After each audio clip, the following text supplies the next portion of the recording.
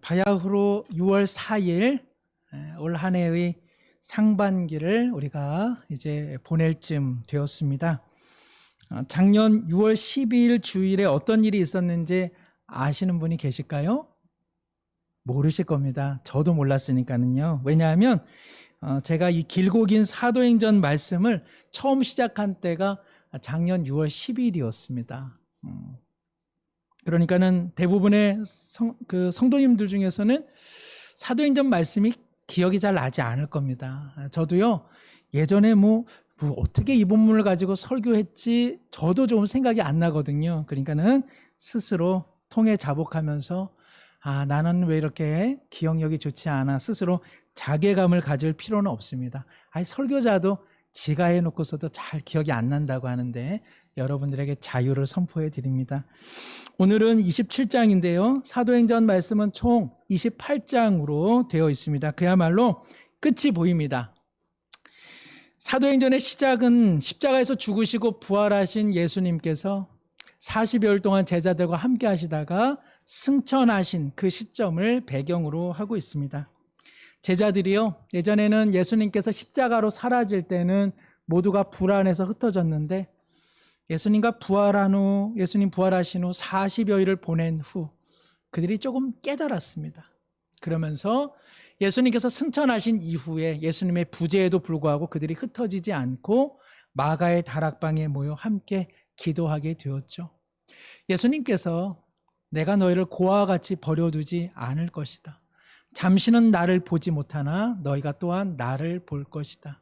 내가 하나님께로 가는 것이 너희에게 유익하나니 내가 아버지께로 가면 내가 너희에게 보혜사, 성령, 진리의 영을 보내줄 것이다. 그 말씀이 성취가 됩니다.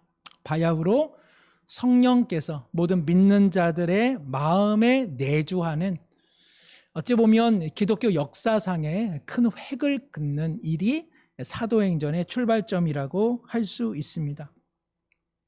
그러기에 우리가 함께 1년여 살펴본 이 사도행전의 말씀은 과거의 이야기가 아니라 그때 부어진 성령 하나님이 오늘 내 안에 동일하게 계셔서 사도행전의 이야기는 또한 우리 자신이 써내려가야 할 신앙의 이야기가 되는 것이죠. 사랑하는 성도 여러분, 지난 한 주 성령 안에서 살아오셨는지요? 돌이켜보면 성령께서 내 원하시는 것이 있었는데 순종했다 혹은 불순종했다. 아마 저마다 마음에 드는 생각은 다를 것입니다. 순종할 때는 참 힘들었는데 순종하고 나니까 참 기쁨이 있었다. 성령의 뜻에 불순종했을 때는 그래도 내 욕심으로 사니까 나 편해 라고 생각했는데 하나님의 뜻을 좀 벗어나니 그리 마음이 유쾌하지 않다. 아마 이런 생각들 대부분 갖고 계실 것입니다. 우리 모두 이런 질문을 드리면 성령 안에서 사셨습니까? 아니면 불순종했습니까? 라고 한다면 우리 모두 나는 성령 안에서 살았어요. 이렇게 손을 드는 분이 별로 많지 않을 겁니다. 지금도 한 분도 안 드시잖아요. 예. 그러나 우리가 불순종했다 할지라도 내가 이렇게 살면 안 됐는데, 안 됐었는데, 그러면 안 됐었어. 이런 마음들도요, 사실은 성령이 우리 안에 있기 때문에 그런 생각을 하게 되는 것이죠. 에베소서 4장 19절에 성경은 사도 바울을 통해 이렇게 말씀합니다. 그들이 감각 없는 자가 되어 자신을 방탕에 방임하여 모든 더러운 것을 욕심으로 행하되, 20절 함께 한번 읽겠습니다. 오직 너희는 그리스도를 그같이 배우지 아니하였느니라. 성령이 계시지 않는 자, 그리고 하나님과 무관한 자는 감각이 없어서 내가 하나님의 뜻대로 살았냐 못 살았냐에 대한 아무런 어떤 가책이나 드는 성찰의 마음이 없습니다. 그러나 그리스도의 영이 있는 사람들은 비록 불순종했다 할지라도 내가 이렇게 살았으면 안 됐는데 라고 하는 감각이 있습니다. 우리 모두는 온전해서 이 자리에 있는 것이 아닙니다.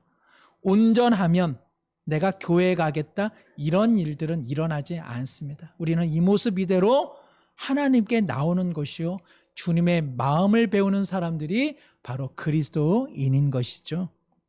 아마 오늘 성도님들 중에서는 교회 빨리 가서 자야겠다.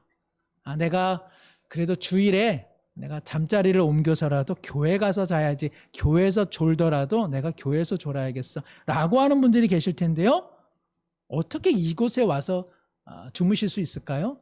성령이 계시기 때문에 그렇습니다. 성령이 없는 자는 그냥 지금까지 댁에서 주무세요. 그러나 성령, 내가 예수님을 믿는 분들은요, 주무셔도 어디 와서 주무신다?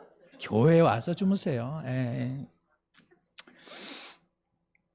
말씀드리고자 하는 것은 바로 주님을 믿는 사람들은 그 목마름이 있습니다. 그래서 주님 뜻대로 살지 못해도, 내가 성령의 목소리에 내가 온전히 반응하지 못해도 내 마음에 항상 내가 주님 뜻대로 살아야 되는데 라는 그런 마음에 거룩한 소망이 있다는 것이죠. 사자성어에 우후죽순이라는 말이 있죠. 가문 땅에 비가 내리면 대나무 싹이 돋아나듯 그렇게 번성하고 번영하는 것을 의미합니다. 우리가 사도행전 1년여를 함께 이렇게 나누면서 사도행전 앞부분은 상당히 복음이 전파되어지고 교회가 세워지고 수다한 사람들이 교회로 몰려오고 하나님 나라의 지평이 확장되고 그야말로 역동적인 어떤 교회 역사들이 일어났기에 사도행전을 읽으면 읽을수록 우리 마음에 무슨 기대가 있습니까? 와, 우후죽순처럼 하나님의 나라가 금세금세 커지고 확장되어서 로마를 단숨에 복음화시키겠다. 그런 내용들이 사도행전 절정, 말미에 가면 놓여 있겠다, 이런 생각을 우리 모두 가지게 되어 있습니다. 그러나 사도행전 28장 중 사도행전 20장 중반에 있어서 전혀 이야기는 전환되어지고 전혀 다른 쪽으로 흘러갑니다. 어떤 내용인가요? 바울을 통해서 복음이 왕성하게 증거되었던 그 내용들은요, 일제히 다 사라지고 사도행전 20장 중반부터는 바울 사도가 예루살렘에 올라가 결박당해 유대인들에게 모욕을 당하고 로마 관리의 치하에 들어가 그가 로마로 향하는 배를 타고 로마에 잠시 머물고 그것으로 사도행전 이야기는 마무리가 됩니다. 우리 중에 누가 소설을 쓴다면 그렇게 소설을 쓰시겠습니까? 앞은 상당히 이런 버라이어티한 내용을 적어 놓으시고 마지막에 가서는 별일 없었던 것처럼 그저 한 사람의 소박한 이야기로 매듭 짓는 것, 이런 식으로 글을 쓰는 이들은 아무도 없을 것입니다. 그러나 놀랍게도 사도행전은 그런 식으로 마무리가 됩니다. 왜 그럴까요? 궁금하시죠? 입이 궁금하십니까? 마음이 궁금하십니까? 마음이 궁금하셔야 됩니다. 참 특이합니다. 사도행전 20장 중반부터 전혀 이야기는 어떤 제자들 또는 바울을 통한 성령의 역동적인 역사로 복음의 확장, 하나님 나라의 편만함, 이런 내용들은요 순식간에 사라지고, 앞서 말씀드린 것처럼 바울이 고난당하고 그리고 바울이 옴짝달싹 못하게 되어 로마로 향하는 이야기로 사도행전은 마무리가 되는 것이죠. 이러한 모습은 누구의 모습을 닮았습니까? 바로 예수님이 가신 길, 예수님의 모습을 고스란히 사도행전은 동일한 리듬으로 기록하고 있습니다. 복음서 기자들도 앞서 예수님이 전한 복음으로 말미암아 고침받고 기적이 일어나고 많은 사람들이 주님께로 돌아오는 그런 생명의 역사를 복음서 기자들이 기록하다가 일정한 순간이 되면 그 내용들은 다 사라집니다. 그리고 예수 그리스도의 순환, 예수 그리스도께서 예루살렘에서 당한 조롱, 그리고 십자가에서 죽으신 사건, 그리고 부활의 사건으로 모든 복음서는 마무리가 되어지죠. 마태복음 20장 17절에서 19절입니다. 제가 읽습니다. 예수께서 예루살렘으로 올라가려 하실 때 12제자를 따로 데리시고 길에서 이르시되 보라, 우리가 예루살렘으로 올라가노니 인자가 대제사장들과 서기관들에게 넘겨짐에 그들이 죽이기로 결의하고 이방인들에게 넘겨주어 그를 조롱하며 채찍질하며 십자가에 못 박게 할 것이나 제3일에 살아나리라. 예수님께서는 모든 것을 마치 다 접어두신 듯 나는 이제 예루살렘으로 올라가 십자가에서 모욕과 순환을 당하고 죽을 것이고 그리고 나는 부활할 것이다. 자, 우리 예루살렘으로 가자. 이렇게 말씀하십니다. 사도 바울도 동일합니다. 사도행전 20장 22절 23절 보라 이제 나는 성령에 매어 예루살렘으로 가는데 거기서 무슨 일을 당할는지 알지 못하노라. 오직 성령이 각 성에서 내게 증언하여 결박과 환난이 나를 기다린다 하시나. 성경의 기록자들은요, 예수님의 행적과 그리고 바울의 행적을 동일한 리듬으로, 동일한 패턴으로 지금 기록하고 있는 것입니다. 이것은 무엇을 의미하는 걸까요? 왜 복음의 왕성함, 전도를 통한 수많은 사람들이 주께로 돌아오는 사건, 하나님 나라가 마치 헬라와 로마 전 지역을 다 복음화시킬 만한 그런 역동적인 사건들의 기록을 다 절필하고 더 이상 쓰지 않고 왜 갑자기 바울 한 사람의 이야기로 사도행전은 이렇게 맞춰지는 것일까요? 그것은 신자의 삶이 무엇인가를 성경이 이야기하기 위한 것입니다. 예수님을 믿는다는 것은 예수님을 믿어 우리가 모든 삶의 어떤 성과를 내는 것, 그것이 아니라는 것입니다. 예수님을 믿는다는 것은 하나님의 자녀가 되어 예수님이 가신 그 길, 바로 그 길을 걸어가는 것에 성경은 주안점을 두고 있다는 것이죠. 많은 신자들이 사실 이 부분을 항상 놓칩니다. 이것이 우리 신앙의 거의 치명적인 약점이라 해도 과언은 아닙니다. 우리는 예수님을 믿는 것을 때때로 두 부분으로 한정 짓습니다. 첫째는 예배, 둘째는 일하는 것. 첫 번째 예배입니다. 제가 거듭 말씀드리지만 예배를 드리는 것은 내 만족이나 내 욕구를 충족시키려고 예배를 드리는 것이 아닙니다. 하나님께서 이미 예수 그리스도를 통해 자신의 전부를 내어드린 그 은혜를 기억하는 것. 그 은혜를 기억할 수만 있다면 사실은 제 설교 말씀을 잘 안 들으셔도 됩니다. 매 순간 기도, 찬양, 예물, 그리고 하다못해 주일에 이곳에 와서 우리 성도님들과 교제를 통해서 하나님의 은혜를 기억하실 수만 있다면 주일을 정말 잘 보내신 것입니다. 우리는 예배를 많이 드리는 것이 하나님 앞에 기쁨을 드린다는 생각을 늘 갖습니다. 그래서 뭘 하면 꼭 예배를 합니다. 그래서 예배가 이렇게 아주 존귀한 것이 되기보다는 때때로 예배가 그야말로 남용이 됩니다. 예배 만능주의라 해도 과언은 아닐 것입니다. 그러니까 뭔가 예배를 드려놔야 속이 편안하고 예배를 안 드려놓으면 뭘 못한 것 같은, 그래서 그런 죄책감을 떨어뜨리고자 우리는 예배, 그래서 그냥 예배 만능주의가 되어서 예배를 통해서 하나님의 은혜를 기억하는 쪽에 차마 마음의 중심을 두지를 못하고 일단 모였으니 예배, 그래서 예배라고 함으로써 우리의 어떤 부담감을 떨쳐내는 것, 그래서 마치 우리의 할 일을 다한 것으로서 예배를 사용할 때가 너무나 많다는 것입니다. 우리는 예배를 참 소중히 여기면서도 예배의 본질은 놓쳐버리는 때가 많다는 것이죠. 둘째는 일입니다. 우리는 예수님을 믿으면 예수님께서 내게 베푸신 은혜를 내가 무엇인가 하는 것으로 갚아내는 것, 그게 최선이라 생각합니다. 맞죠?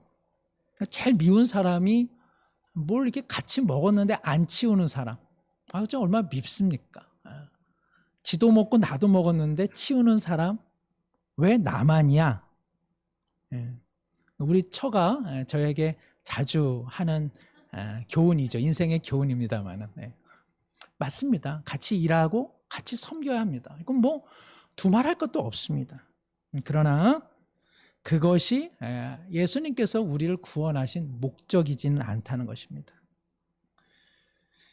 예수님께서 우리에게 바라시는 것은요, 단지 예수님을 경배의 대상으로 올려두고 그냥 예수님 사랑합니다, 예수님 좋습니다, 계속 이것만 되뇌이는 것, 그것이 예배의 본질이 아니라는 것입니다. 두 번째, 예수님께서 너무 좋은 분위기에 어떤 내 무엇인가를 꼭 갚아내려고 하는 것. 그래서 갚아내면 마음에 만족이 있고 갚아내지 못하면 늘 죄책감. 이런 것도 예수님께서 우리에게 바라는 것이 아니라는 사실이죠. 예수님은 분명히 말씀하셨습니다.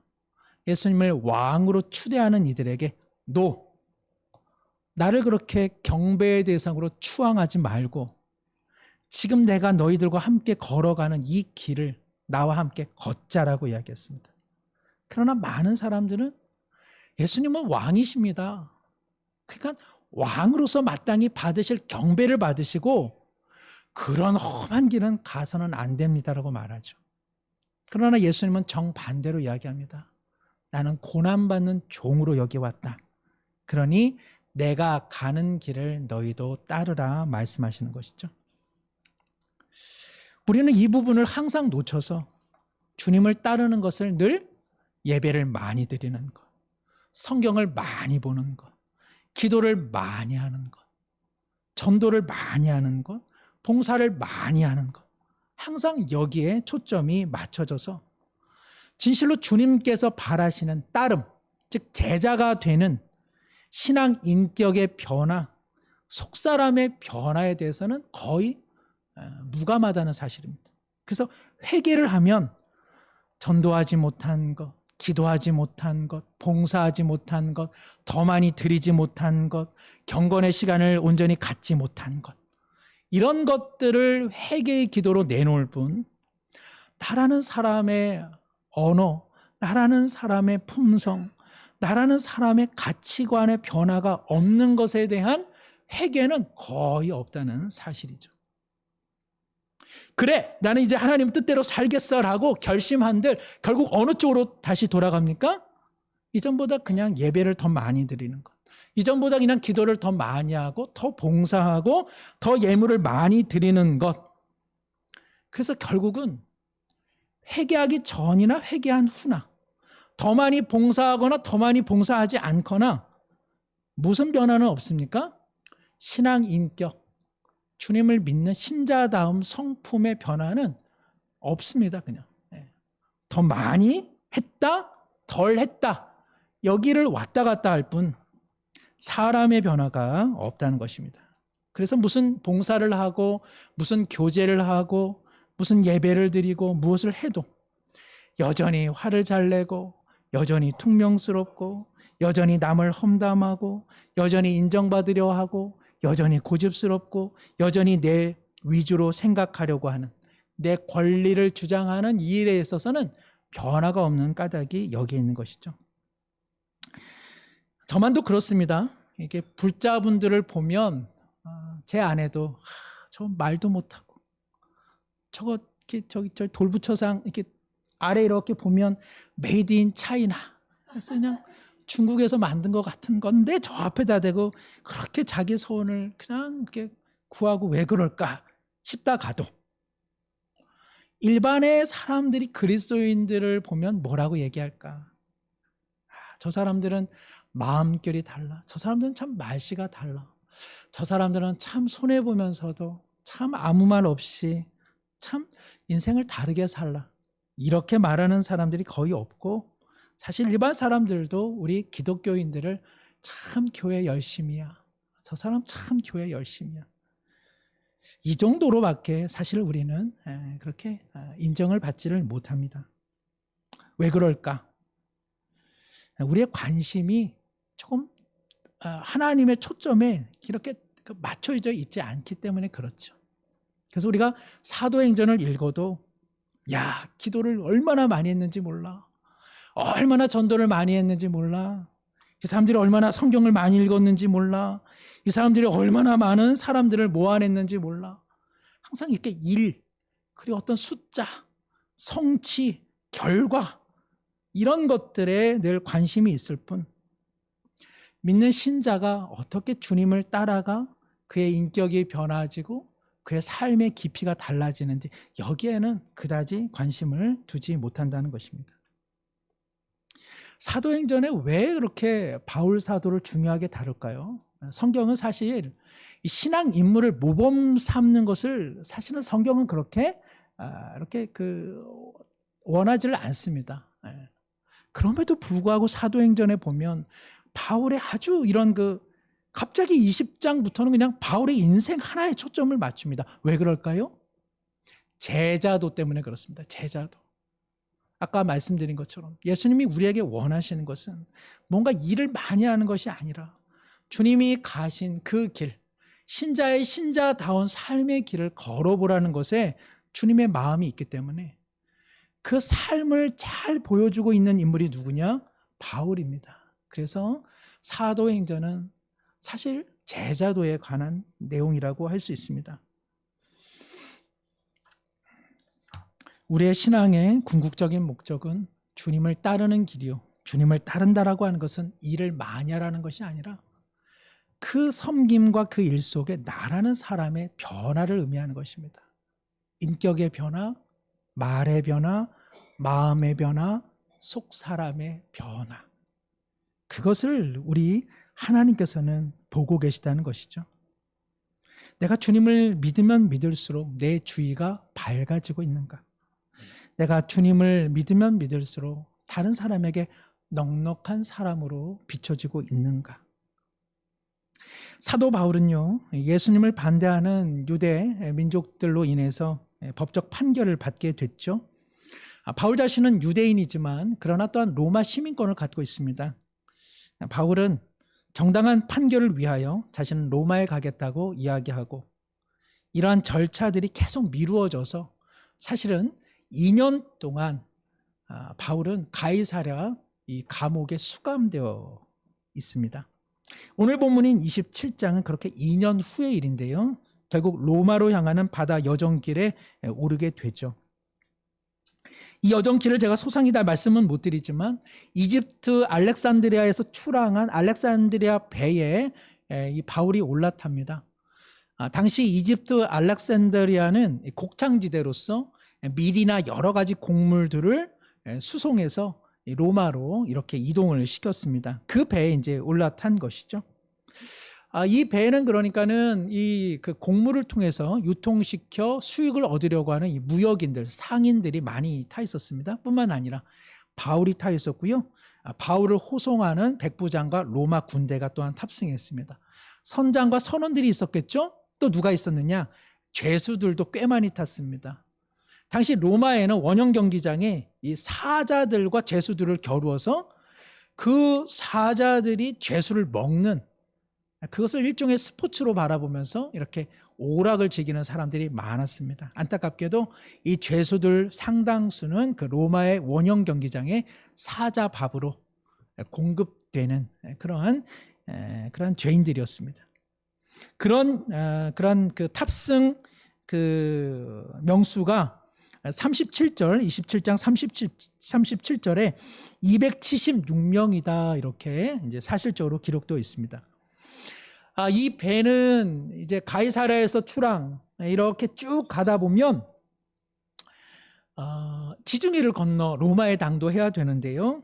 그레데라고 하는 섬에 미항이라는 항구에 잠시 정박을 하게 되는데 이제 겨울이 다가옵니다. 사실 미항이라고 하는 항구는 겨울을 보내기에는 좀 혹독한 지역이었습니다. 64km 떨어진 데에 베닉스라고 하는 항구가 있었습니다.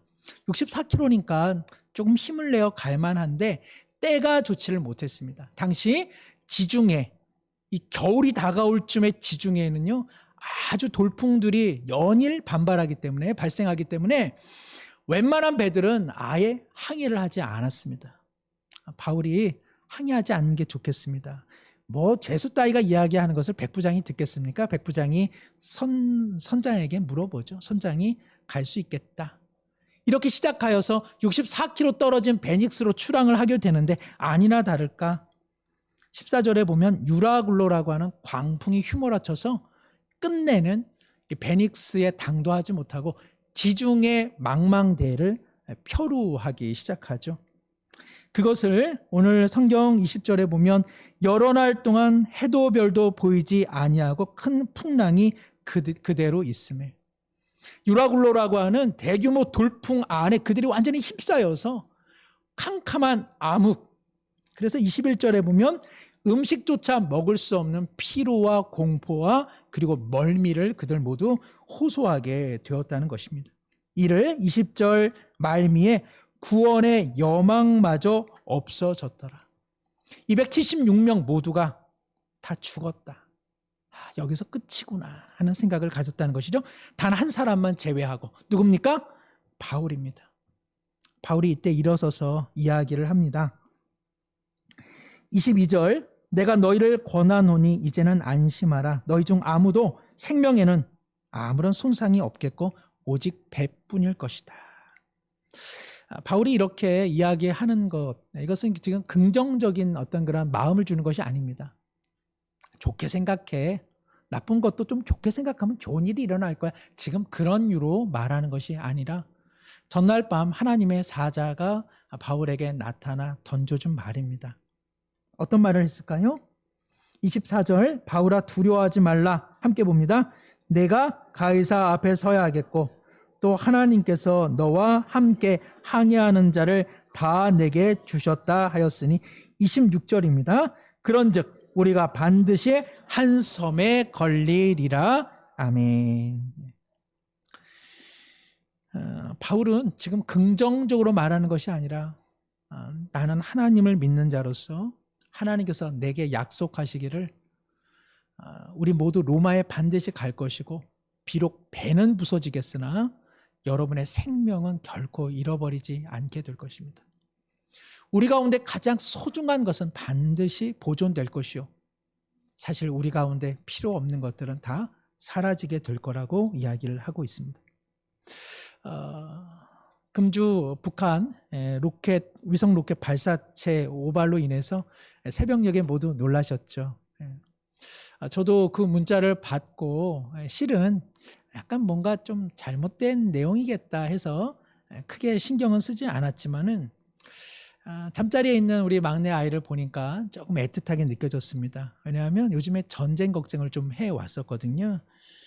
전쟁 나면 아빠 다 죽어 뭐 이런 이야기들 많이 해서 전쟁 웬만하면 안 일어나, 그래 아빠 지켜줄게, 이런 이야기를 했었습니다. 그러면서 진짜 전쟁이 났다면 내가 뭘 가지고 나갔을까? 성경책 핸드폰에 다 있고 또 신용카드 핸드폰에 다 있고 일단은 충전기는 꼭 가져가야겠다. 그 다음에 그래도 뭘 하나 가지고는 가야 되겠는데 결국은요 이불이더라고. 이불. 그냥 이불은 일단 가지고 가고 싶어요. 폭탄이 쏟아져도 이불 속에 들어가면 살 것 같고, 북한 공산당이 이렇게 지나갈 때에도 이불 속에 이렇게 들어가 있으면은 아유 겁쟁이 하고 지나갈 것 같고, 눈도 오고 비도 오고 전쟁이 장기화되고 핵폭탄이 터져도 이불 속에 있으면 괜찮지 않을까? 그래서 결국 이불 생각밖에 안 나더라고요. 모든 것은 다 잃어버리게 될 겁니다. 가장 중요한 것은 무엇일까요? 생명이겠죠. 그리고 함께 할 수 있다는 사랑의 관계, 이런 것들이 소중한 것입니다. 바울이 말합니다. 여러분, 그레데 섬에 조금 머물렀으면 좋았을 것을 일은 이렇게 되고 말았습니다. 그러나 남의 탓 할 것 없습니다. 하나님께서 여러분의 생명을 지켜줄 테니 아무도 이탈하지 말고 반드시 한 섬에 걸릴 것을 확신하라고 이야기를 하고 있는 것이죠. 바울의 이러한 고백은 어디서 비롯되고 있는 것일까요? 지금 바울이 광풍 가운데 휩싸인 것, 그리고 그가 한 섬에 걸려 우리 모두 살아나게 될 것이라고 하는 이 내용도 역시 예수 그리스도의 죽으심과 부활의 이야기를 하고 있는 것입니다. 예수님께서 예루살렘에 올라가 주님이 결박당하고 그리고 유대인들과 이방인들을 통해 십자가에 내줌이 된 사건, 그 죽음의 사건은 지금 바울에게는 유라굴로라고 하는 광풍에 휩싸인 사건과 동일합니다. 죽은 예수님께서 3일 후에 부활하신 바로 그 사건은 바로 바울이 한 섬에 걸려 우리가 반드시 생명을 보존하게 될 것이라고 하는 이 내용과 동일한 것입니다. 성경은 동일한 이야기를 복음서에서 그리고 사도행전 말미에 이렇게 기록하고 있는 것입니다. 이것은 오늘 우리에게 향한 말씀입니다. 믿는 사람들은요, 다 이 패턴, 이 리듬, 이것을 다 거치게 되어 있습니다. 예수님을 믿으면 다 잘 된다? 그런 것 없습니다. 예수님을 믿으면 우리 모두 예수님이 경험하신 고난을 경험하게 될 것이고, 예수님을 믿으면 우리 모두 바울이 경험한 유라굴로와 같은 북풍, 그런 돌풍, 그런 태풍의 강타를 당하게 될 것입니다. 그러나 예수님의 마침은 부활이었습니다. 바울은 다시 그 섬에서 생명을 보존받습니다. 우리도 마찬가지입니다. 우리 모두에게는 최후 승리가 있는 것입니다. 사랑하는 성도 여러분, 신자의 삶은 바로 이것을 끊임없이 내면화시키는 것입니다. 고난과 죽음과 부활의 삶을 매 순간순간마다 살아내는 것, 이것이 바로 오늘 이 땅의 신자의 삶의 몫이라는 것입니다. 그게 잘 안 돼서 뭘 하는 거죠? 기도하는 거죠. 그걸 자꾸 잊어먹으니까 우리가 뭘 읽어요? 성경을 그래서 읽는 겁니다. 우리가 사랑방 모임을 하는 것 왜 그럴까요? 나 혼자로는 그걸 자꾸 까먹어요. 그래서 다른 성도님들의 어떠한 어려움 속에 그것을 어떻게 이겨냈는가를 들어, 우리 하나님 살아계시지, 나도 저렇게 하나님께서 은혜 주시겠지, 이것을 우리가 경험하는 것입니다. 기도, 성경 읽기, 교제하는 것, 봉사하는 것은 신앙의 목적이 아닙니다. 자꾸 거기에 목적을 두면 신자다운 삶은 살아내지 못하고 자꾸 거칠해적인 것들, 그야말로 종교적인 것들을 하는 것으로서 예수 믿는 삶의 전부를 보내고 만다는 것이죠. 사랑하는 성도 여러분, 우리의 삶도 그렇고 우리 가정, 우리 자녀, 우리 배우자, 우리의 부모, 우리의 형제, 우리의 이웃들 모두 어떠한 삶을 살고 있습니까? 다 바다, 망망대해 표류하고 있지 않습니까? 그럴 때 우리는 고백하는 것입니다. 예수님을 믿어 우리 모두 한 섬에 반드시 거하게 될 것입니다. 소망의 항구에 반드시 이르게 될 것입니다. 바로 이것을 삶으로 나타낼 때 우리 하나님 영광 받아주시고, 또한 우리의 삶도 반드시 소망의 한 섬에 이르러 우리 모두 영원한 부활의 신자로 살아가게 될 줄 믿습니다. 기도합니다. 하나님 아버지, 우리 모두의 삶은 해도 달도 보이지 않는 인생의 광풍이 여전한 구원의 여망마저 사라진 어려운 삶을 살아가고 있습니다. 그러나 주님께서 우리와 함께 하시나니 소망의 항구로, 부활의 섬으로 우리 모두 인도함 받게 될 줄로 믿습니다. 세상살이 고생하며 살아가는 이웃과 그리고 사랑하는 가족과 혈육들에게 가장 소중한 것 하나님이 지켜주신다고, 한 섬에 이르게 될 것이라고, 소망의 항구에 반드시 우리 모두 도달하게 될 것이라고, 하나님의 말씀을 붙잡고 그 말씀을 변화된 삶을 통해, 언어를 통해 증거하는 신자다운 삶을 살게 하여 주옵소서. 예수님의 이름으로 기도드리옵나이다. 아멘.